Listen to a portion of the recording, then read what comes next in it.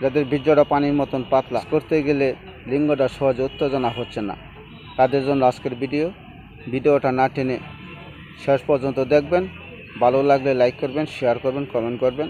যারা সাবস্ক্রাইব করেন নাই তারা সাবস্ক্রাইব করবেন। ইত্যাদি দিয়ে আমরা ইউনানি আয়ুর্বেদ ওষুধ তৈরি করে থাকি। কণ্টিকারির শিকড়, পাতা, ফুল, ফল সবগুলোই ওষুধ।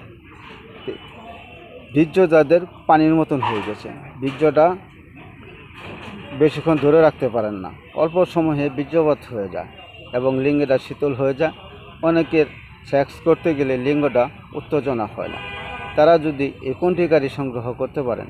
এই কণ্টিকারির ফুল নিতে হবে, এটার ফুল নেবেন 50 গ্রাম। এই 50 গ্রাম ফুলের সাথে 1 রতি স্বর্ণ নেবেন। স্বর্ণর বিকল্প স্বর্ণ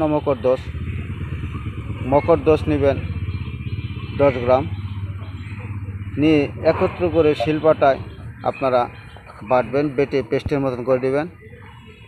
পেস্টের মতন করে নিয়ে এটারে বুট পরিমাণ একটা করে ট্যাবলেট বানায় রোদ্রে শুকাবেন। ট্যাবলেটগুলা রোদ্রে শুকাবেন, কাচের বয়ামে সংরক্ষণ করবেন। এটা একটা করে ট্যাবলেট প্রতিদিন সকাল সন্ধ্যা মধুর সাথে মিশিয়ে সেবন করবেন।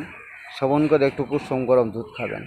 এভাবে যদি নিয়মিত কিছুদিন খেতে পারেন, তাহলে যাদের সেক্স টাইম কমে গেছে, সেক্স করতে পারেন না, বীর্যটা পানির মতন পাতলা, যাদের সংসারে অশান্তি, দাম্পত্য জীবনে কলহ, হতাশ, তাদের সুন্দর কাজ করবে। এই ওষুধ যদি মহিলাদেরকে খাওয়াতে পারেন, যাদের উত্তেজনা হয় না বা আকাঙ্ক্ষা কমে গেছে, অনেক মহিলাদের সাদা স্রাব হয়, মেজাজ খিটখিরা হয়ে যায়, তাদেরও সুন্দর কাজ করবে। সকলে সুস্বাস্থ্য কামনা করে আজকে এখানেই শেষ করছি।